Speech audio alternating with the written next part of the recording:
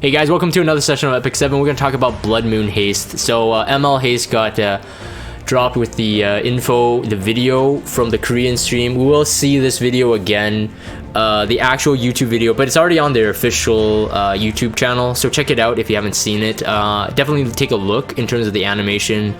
Kind of cool, the S3, but I don't know if that's enough for making me want him. In terms of the video recording right now, we have Spectre Tenebria in the Mystic rotation, and to be honest, if I'm fair, I would say if you don't have Spec Tenny, I would pull for her. If you get Blood Moon Haste, he might be a decent counter pick in RTA, and I'm not gonna say like I'm the one that came up with this. I think people can come up with this, but someone on stream actually mentioned that. I agree. If they stack their team with like all the best revivers, talking about Ruel, Maid Chloe, and Arby, he might be nice. But in my opinion, I actually prefer ML Angelica and how she deals with revivers, because really she does Extinction, but Blood Moon Haste does something completely different.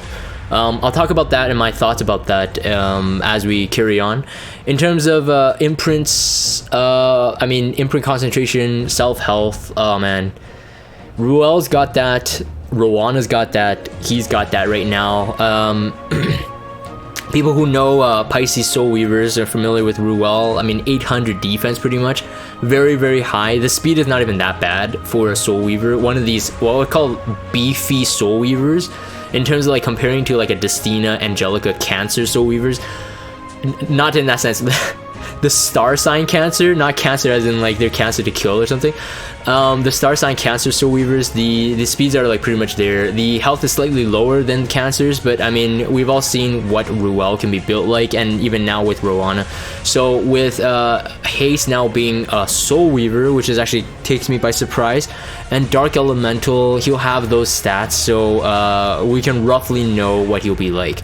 I think that similarly to Rowanna and even Ruel, he can be built relatively slow and just like be very tanky. Probably emphasize his effect resistance as well. Like all Soul Weavers right now really need effect resistance in order to maintain their usability, in my opinion.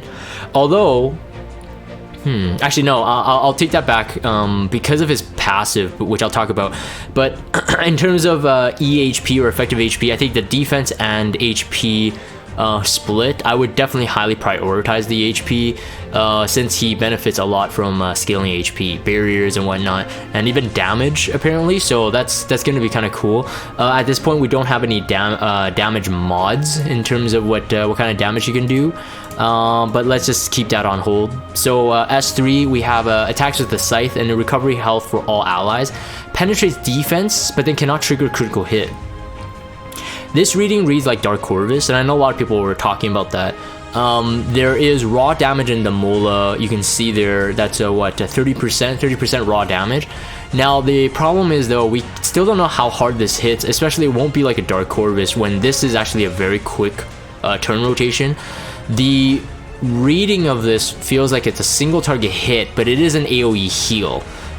So we have to keep that in mind. Because it penetrates defense at a 100% rate,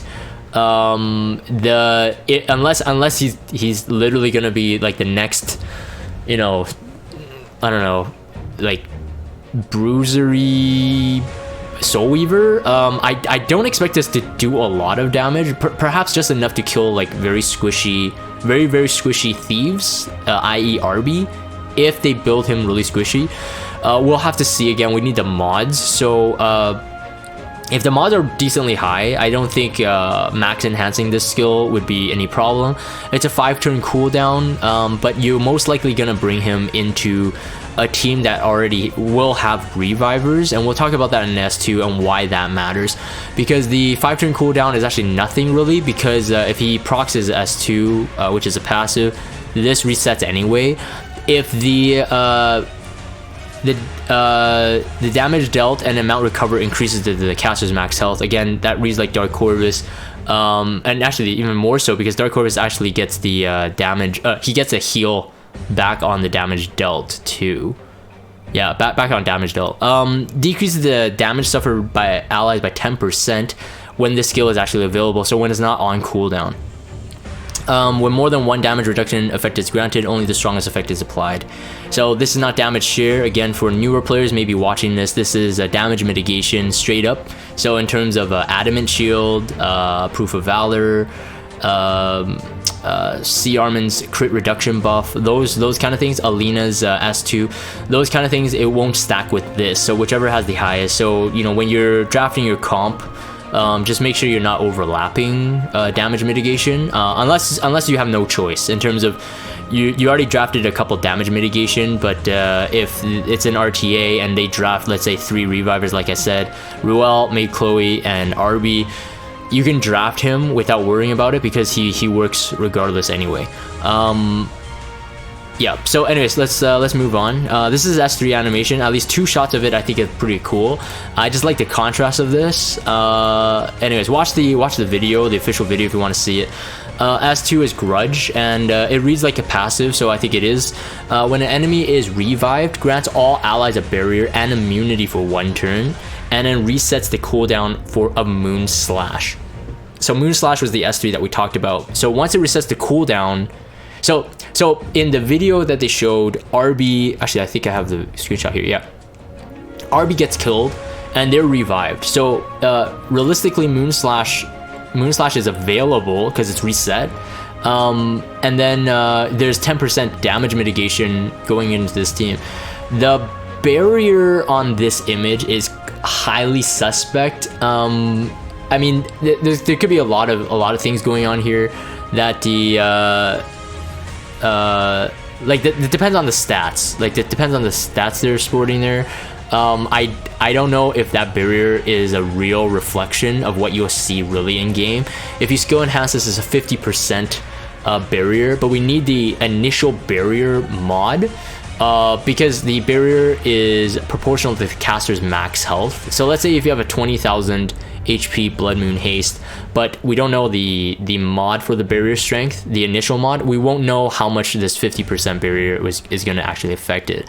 I am not convinced that that barrier is realistic. Let me put it that way. If a Euphine roughly runs about 10k HP, we're talking about a 5k barrier on that image, and I don't know. I don't think so. But if it is, it's really OP. If it is, he's really OP. But again, to take out these comps. Again, I kind of like the way ML Angelica works, and I know they're different, but ML Angelica just ends it. In case the... Okay, so if you look at this, just look at the potential of this draft, okay? If someone foolishly brings in, let's say, like a knight and maybe 2 healers or whatever, and they got ML Haste, and let's say ML Haste doesn't do damage. At this point of the recording, we can only speculate, can he actually do damage? We don't know yet. And somehow they left themselves with only one, like no attacker, like no actual DPS.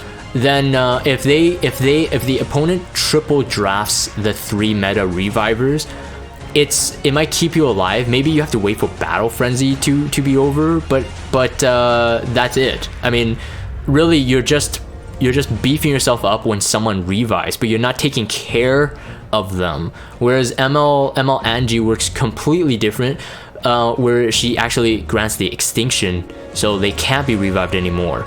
So I know that is not a fair comparison. They're both Soul Weavers. They're used totally differently, but I just feel that I don't want to keep them alive. Even if I'm alive, I don't want to keep the revivers alive. Anyways, that's my thoughts on that. And then the S1, I think this is probably gonna be something that definitely tips the skills back into me thinking that he's gonna be pretty decent. Is that his S1 dispels 1 buff, no condition, no proc rate. So it's gonna be 100% Dispel proc, and if you soul burn it, it ignores the effect resistance. 10 soul burn is not bad at all. And again, it says the damage is dealt proportional to the caster's health. Now, this being Haste, although he's a soul weaver, potentially we could speculate that he could do some damage, but we don't know yet. Up to 30%, no, wait, 20, no, yeah, 30% extra damage in the raw damage from Mola. But the D spell is very nice.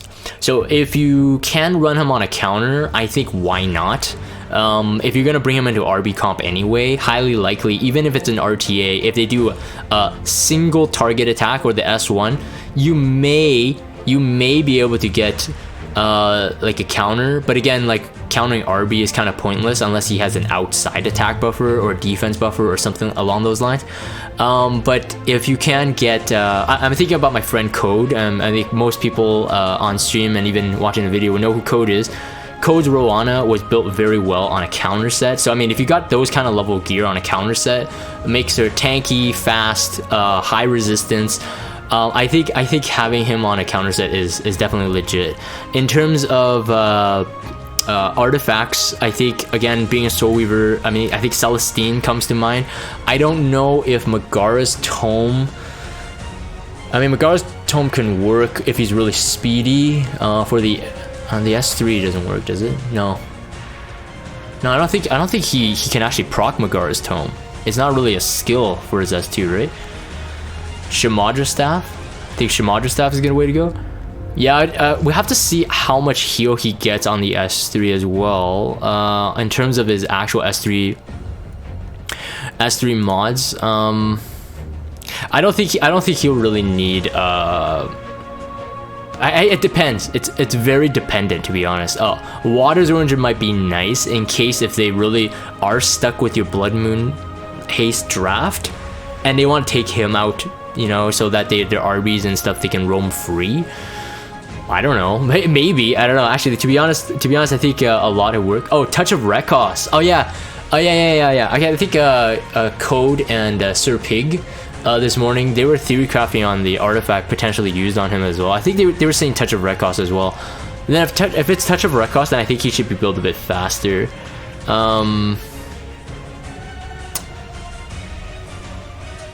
Yeah, I agree. So yeah, some Hippie on stream says that he shouldn't be looked at as a healer, as a sub healer at best. I think my problem with him, and the only problem I have with him, to be honest, is just that he's literally made to take out specific comps. Like, I don't know if anybody will be using him when it's not RB made Chloe and even potentially Ruel. Like that's pretty niche in my opinion. I feel that ML Angie has just more versatility, and again, I'm comparing them just because I feel that these two Soul Weavers are released to counter RB, so it's very obvious that they're not gonna, they know RB is a problem, but they're not gonna nerf RB, which is fine, I think, for RB users. And I think RB's in a place where he's not like super OP. Yes, he's really annoying. He's still really annoying, but he's not like OP. Like, people have like multiple ways to deal with him now. So I don't think that you know, it's Smilegate's way of saying that, okay, we know that he's OP, so let's give us these more heroes. But I really feel that because how he works, he becomes even more niche than ML Angelica. I'm gonna give a shout out to Tenha here. I've never done it before actually in my videos, but he did a very good ML Angelica arena showcase video, and he showcased ML Angelica's versatility even without RBs or without the necessary need to extinct. Like, he brings it into comps without revivers or self revivers. And that's what I originally said when ML Angelica was at a release, when I did one of these videos for her. We're saying that her versatility is so good that she is a must pull if you don't have her. Whereas Blood Moon Haste, I feel that he's kind of shuffled into a corner right now. He really can, to be honest right now, unless his damage is amazing on the S3, he really is for those heroes. He's only a counter pick. Which is why I think that right now at this recording time, we still have Spectre Tenebria in the Mystic banner. Compared to him, Spec Tenny is a must pull if you do not have her. If you do not have her compared to Haste, and you ask, hey Jagan, you know, I'm almost about to pity, which one should I pity for? 100% I would say Spectre Tenebria. Way better right now, and the way she looks in RTA and GVG, defense, offense, in arena, in PvE, and even like end game PvE stuff. We're talking about like Azimanic, Hunt 13, and then like Abyss, etc, etc. I don't want to make this talk about Spectenny, but it's just more of the fact that this is my critique against Blood Moon Haste. Anyways, I'm gonna end this for the video recording. Those are my thoughts on him. Kind of cool, but I think highly skippable for me specifically. But I guess you know, if people get him and his damage mods do turn out amazing, I might change my mind.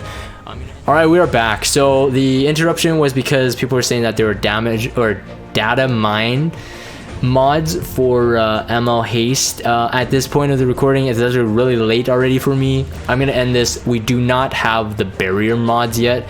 Again, with the Mola is 50% extra, 50% barrier increase in terms of the mod. Whatever the raw mod is, you have to multiply a 1.5.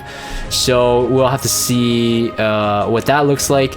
But at the moment, in terms of the S1 and S3, we have the damage mods in. The attack mod, so all skills, most skills at least, usually have attack scaling in it. A 1x mod on the S1, a 0.3 on the S3, and then you would expect that because, you know, it does damage based on max health. It's 0.12. 0.12 self max health is very low. You would never really use him as a serious damage dealer. Yes, build high health anyway, because whatever that barrier mod is, it's still gonna scale on his max health. So you still may as well make him very tanky in terms of health. So again, EHP, to summarize, EHP, his HP should be higher than his defense. If you are gonna be doing the defense higher, it's gonna be diminishing returns. So probably go double HP right side, speed boot, and I think you'll be good. I'm not gonna wait for the mods for the barrier.